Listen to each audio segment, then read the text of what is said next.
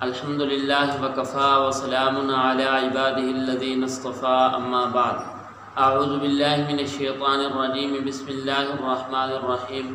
یا ایہا الذین آمنوا کتب علیکم الصیام کما کتب علی الذین من قبلکم لعلکم تتقون صدق اللہ العظیم وصدق رسولہ النبی الکریم۔ معزز ناظرین و سامعین، السلام علیکم ورحمۃ اللہ وبرکاتہ۔ آج کی اس مجلس میں روزے کے فضائل اور روزے دار کو جو انعامات اللہ رب العزت عطا فرمائیں گے ان کو بیان کیا جائے گا۔ معزز ناظرین، اللہ رب العزت کا بے حد احسان ہے کہ اللہ رب العزت نے ہمیں دوبارہ رمضان المبارک جیسا عظیم مہینہ نصیب فرمایا۔ اس لیے ہمیں چاہیے کہ اس مہینے کے اندر زیادہ سے زیادہ عبادات کر کے اللہ رب العزت کو راضی کیا جائے۔ معزز ناظرین، اللہ رب العزت نے قرآن مجید کے اندر ارشاد فرمایا کہ روزے کا جو مقصد ہے وہ انسان کے اندر تقوی آنا چاہیے۔ تقوی کا مطلب ہوتا ہے خدا کا خوف، اور حدیث کے اندر آپ صلی اللہ علیہ وسلم نے ارشاد فرمایا الایمان بین الرجاء والخوف، ایمان دو چیزوں کا نام ہے کہ اللہ رب العزت کی رحمت سے امید بھی کی جائے اور انسان کے دل کے اندر خدا کا خوف بھی پیدا ہو جائے۔ اور حدیث کے اندر آپ صلی اللہ علیہ وسلم نے ارشاد فرمایا کہ انسان کو چاہیے کہ اپنے اندر خدائی صفات کو پیدا کیے۔ اب خدائی صفات کیا ہیں کہ اللہ رب العزت کی بہت ساری صفات ہیں، ان میں سے ایک صفت یہ بھی ہے کہ اللہ رب العزت فرماتے ہیں کہ میں لوگوں کی خطاؤں کو معاف کر دیتا ہوں۔ اگر کوئی انسان گناہ کرے اور اس کے بعد مجھ سے معافی مانگے تو غلطی کو معاف کر دینا اب اللہ رب العزت کی یہ صفت ہے۔ اللہ رب العزت قرآن مجید کے اندر ارشاد فرماتے ہیں والکاظمین الغیظ والعافین عن الناس، جو آدمی لوگوں کی خطاؤں کو معاف کر دے، غصے کو پی جائے، واللہ یحب المحسنین، ایسا انسان خدا کا محبوب اور محسن ہو جاتا ہے۔ تو اسی انداز کے ساتھ اللہ رب العزت کی اور بھی بہت ساری صفات ہیں، تو ان میں سے ایک صفت ہے کہ اللہ رب العزت کھانے اور پینے سے پاک ہے۔ اسی انداز کے ساتھ اللہ رب العزت کی منشا اور چاہت یہ ہے کہ بندے کے اندر بھی یہ صفت پیدا ہو جائے۔ اب انسان ہے، انسان پورے انداز کے ساتھ تو نہیں کر سکتا، لیکن روزے کے عالم کے اندر انسان رات کو نہیں بلکہ دن کے اندر جو ہے جس طرح اللہ رب العزت کھانے سے پاک ہے، تو اللہ رب العزت چاہتے ہیں میرا بندہ بھی روزے کے انداز کو، یعنی کہ روزے کا جو انداز ہے اللہ رب العزت کو پسند ہے کہ روزے کے عالم کے اندر انسان جو ہے یعنی کہ کھانے اور پینے سے جو ہے محفوظ رہے۔ اب روزے کا معنی علماء کرام نے لکھا ہے کہ روزے کا معنی یہ ہے کہ انسان رک جائے۔ کس چیز سے رک جائے؟ ایک تو یہ ہے کہ انسان کھانے پینے سے رک جائے، لیکن روزہ صرف کھانے پینے سے رکنے کا نام نہیں، بلکہ روزہ ہر اس چیز سے رکنے کا نام ہے جو روزے کے لیے مناسب نہیں ہے۔ اب کیا کیا کام روزے کی حالت کے اندر کرنے چاہیے، کیا کام نہیں کرنے چاہیے، وہ انشاءاللہ العزیز مختصر بیان کیے جائیں گے۔ اس لیے روزے کے عالم کے اندر انسان کو چاہیے کہ ہر اچھا کام کرے، کیونکہ روزہ دار اللہ رب العزت کا محبوب ہے، اور اللہ رب العزت روزہ دار کو اپنی شان کے مطابق جزا عطا فرماتے ہیں۔ تو روزہ دار اللہ رب العزت کا جب محبوب بنتا ہے تو محبوب کی ہر ایک ادا محب کو پسند ہوتی ہے۔ روزہ دار اللہ رب العزت کو محبوب ہوتا ہے، اس لیے اللہ رب العزت روزہ دار کے ہر ادا کو پسند فرماتے ہیں۔ مثلا روزہ دار کا روزے کے حالت کے اندر قرآن مجید کا تلاوت کرنا یہ بھی بڑا پسند ہے، روزے کی حالت کے اندر ذکر و اذکار کرنا یہ بھی اللہ رب العزت کو بڑا پسند ہے۔ اور اسی انداز سے علماء اکرام لکھتے ہیں کہ روزے دار کا سونا بھی اللہ رب العزت کو بڑا پسند ہے، اور سونے کی حالت کے اندر اس کا سونا بھی عبادت ہے۔ اس لیے روزے کی حالت کے اندر ہمیں قرآن مجید کی تلاوت بکثرت کرنی چاہیے اور ذکر و اذکار کرنا چاہیے، اور دعاؤں کا اہتمام زیادہ سے زیادہ کرنا چاہیے، اور اپنے گناہوں کی اللہ رب العزت کے حضور معافی مانگنی چاہیے کہ اللہ مہربانی فرما۔ اور اسی انداز کے ساتھ روزہ صرف کھانے پینے سے رکنے کا نام نہیں، بلکہ ہر اس چیز سے رکنے کا نام ہے جو روزے کے لیے مناسب نہیں ہے۔ مثلا روزہ پورے انسان کے جسم کے اعضاء کا ہے۔ مثلا روزے کی حالت کے اندر انسان کو چاہیے کہ آنکھ کی حفاظت کرے، آنکھ سے ہر اچھی چیز کو دیکھے، بری چیزوں سے آنکھ کو محفوظ رکھے۔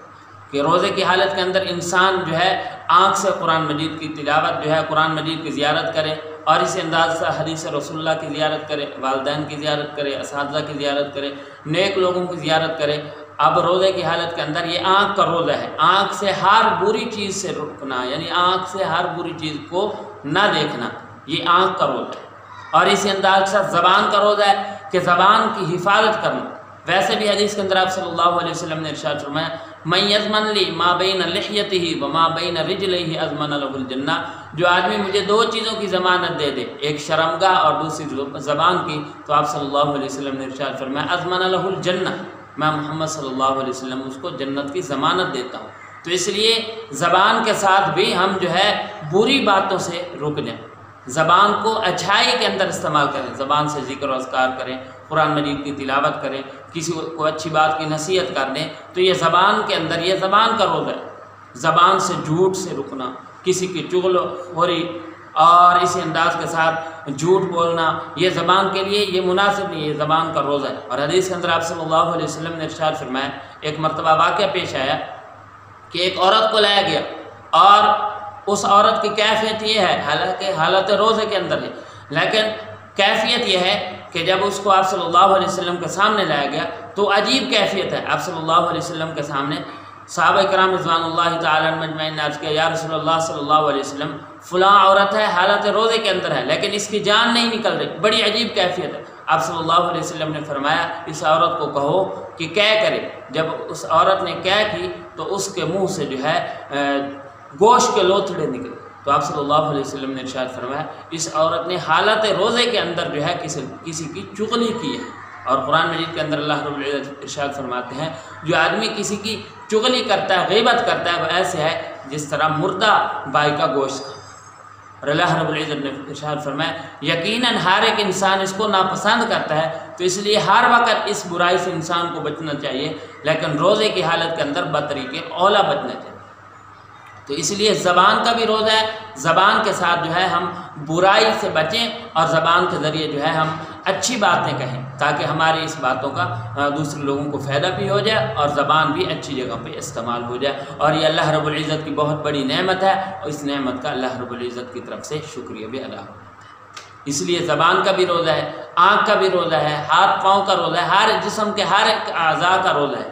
اگر ہم ان چیزوں کی حفاظت نہیں کریں گے تو حدیث کے اندر بعد آپ صلی اللہ علیہ وسلم نے ارشاد فرمایا من لم یدع قول الزور والعمل به، جو آدمی جھوٹ سے نہ روکے اور بری باتوں سے نہ روکے تو اللہ رب العزت کو ایسے انسان کی کوئی حاجت نہیں، کوئی ضرورت نہیں کہ اس نے سارا دن کھانے پینے سے رکا لیکن اس کو سوائے یعنی کہ بھوک اور پیاس کے کوئی چیز حاصل نہ ہو۔ اس لیے حدیث کے اندر آپ صلی اللہ علیہ وسلم نے واضح ارشاد فرمایا کہ انسان کو چاہیے کہ حالت روزے کے اندر زیادہ سے زیادہ جو ہے جسم کے تمام اعضاء کی جو ہے وہ حفاظت کرنی چاہیے، اور اسی انداز کے ساتھ حالت روزے کے اندر انسان کو چاہیے کہ قرآن مجید کی تلاوت بکثرت کرے اور ہر اس چیز سے روکے جو روزے کے لیے مناسب نہیں ہے۔ تو یہ ان تمام جسم کے ہر ایک عضو کا روزہ ہے، تو جو انسان اس انداز کے ساتھ اہتمام کرتا ہے تو اس وقت اللہ رب العزت ایسے انسان کو 5 انعامات سے نوازتے ہیں۔ سب سے پہلا انعام حدیث کے اندر آپ صلی اللہ علیہ وسلم نے ارشاد فرمایا لا خلوف فم الصائم عند اللہ اطیب من ریح المسک، کہ اللہ رب العزت کے ہاں روزے دار کے منہ کی بدبو مشک اور عنبر سے بھی زیادہ محبوب ہے۔ کہ حالت روزے کے اندر شام کے وقت جو ہے سارا دن خالی پیٹ کی وجہ سے ایک بدبو سی پیدا ہوتی ہے، بظاہر یہ بدبو ہوتی ہے لیکن اللہ رب العزت کو یہ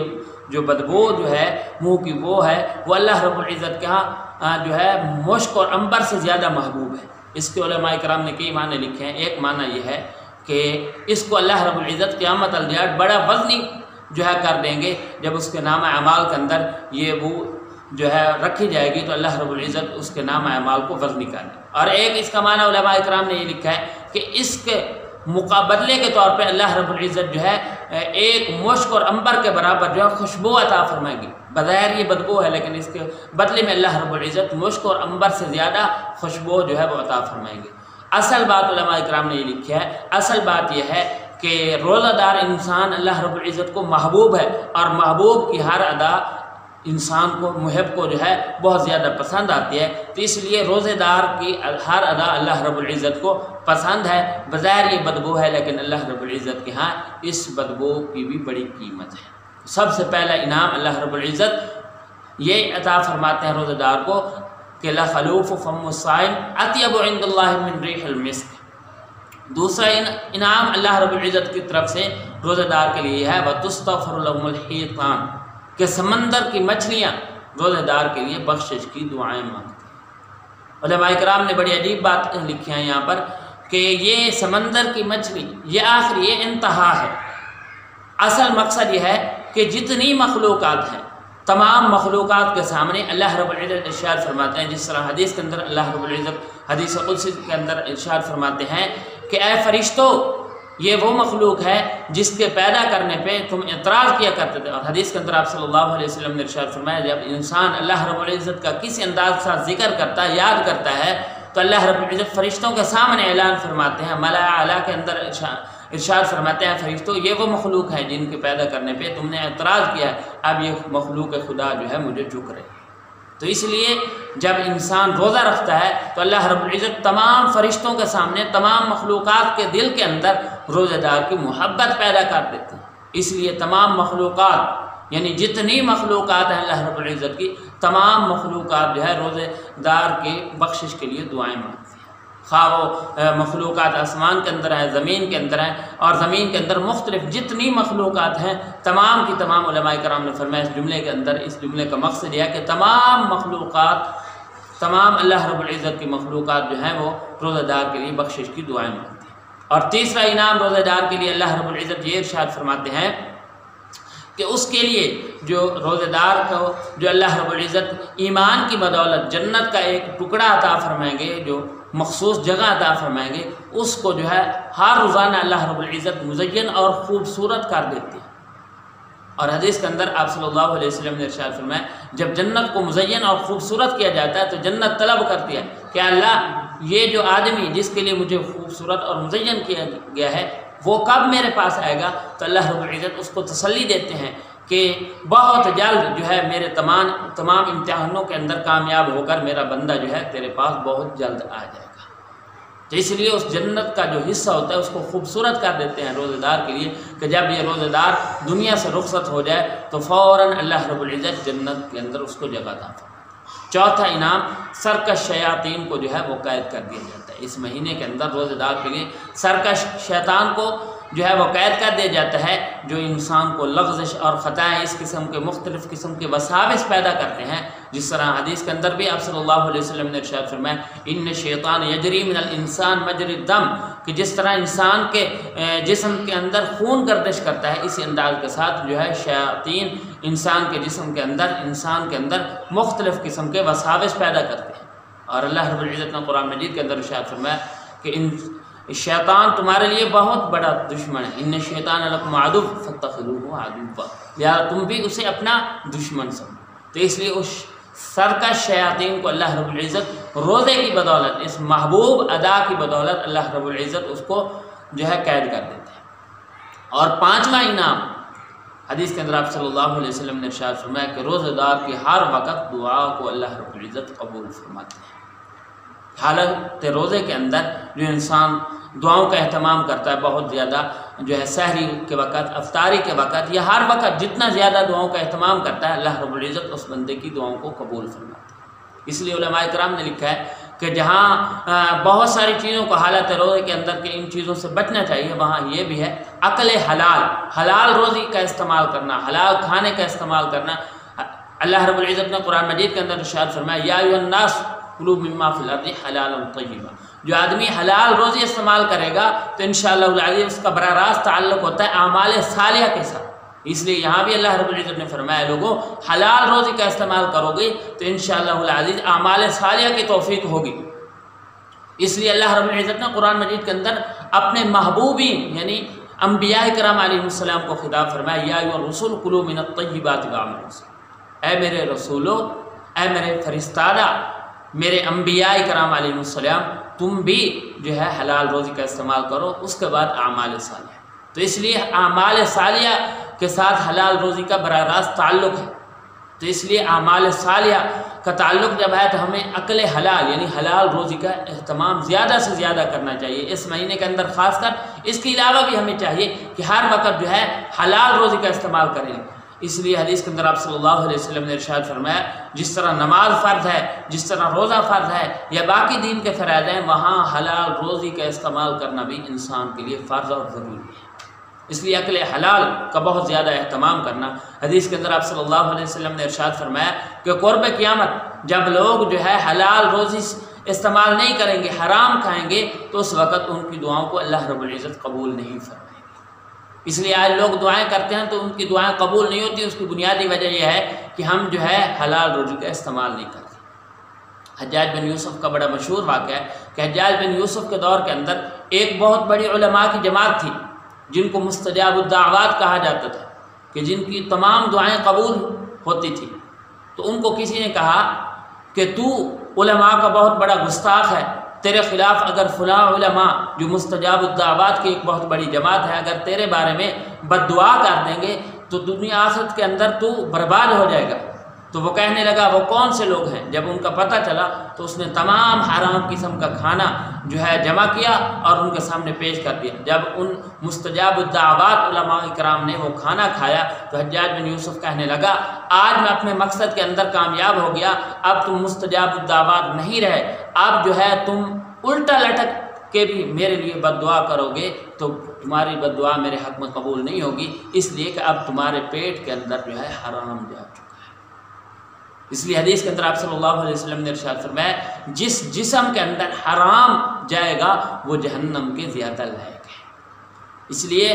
عقل حلال کا اہتمام بہت زیادہ ہمیں روزے کی حالت کے اندر زیادہ، اور اس کے علاوہ بھی ہر وقت، کیونکہ اس کا تعلق براہ راست اعمال صالحہ کے ساتھ ہے۔ جب ہم عقل حلال استعمال کریں گے، حلال روزی کا اہتمام کریں گے، اور اس لیے آپ صلی اللہ علیہ وسلم نے ارشاد فرمایا کہ اپنے ہاتھ کے ساتھ جو انسان کماتا ہے تو فرمایا کہ ایسا انسان جو ہے اللہ رب العزت کا محبوب ہے۔ تو اس لیے اللہ رب العزت نے روزے دار کو بہت سارے انعامات سے نوازیں گے۔ اس لیے حدیث کے اندر آپ صلی اللہ علیہ وسلم نے حدیث قدسی کے اندر ارشاد فرمایا الصوم لی وانا اجزی بی، کہ روزہ میرا حکم ہے، لوگ میرا حکم سمجھ کے جو روزہ پورا اہتمام کرتے ہیں، جن کے حقوق ہیں، آداب ہیں روزے کے، تمام کا خیال کرتے ہیں، فرمایا کہ وانا اجزی بی، اللہ رب العزت اپنی شان کے مطابق ایسے لوگوں کو جو ہے جزا عطا فرماتا ہے۔ تو اس لیے ہمیں چاہیے کہ روزے کی حالت کے اندر روزے کے بہت سارے فضائل ہیں، اور جو چیز روزے کی حالت کے اندر جن جن چیزوں کا آپ صلی اللہ علیہ وسلم نے حکم فرمایا ان پہ عمل کرنا، اور جن جن چیزوں کو حالت روزے کے اندر آپ صلی اللہ علیہ وسلم نے ارشاد فرمایا ان چیزوں سے رکنا، ان چیزوں سے رکنا چاہیے۔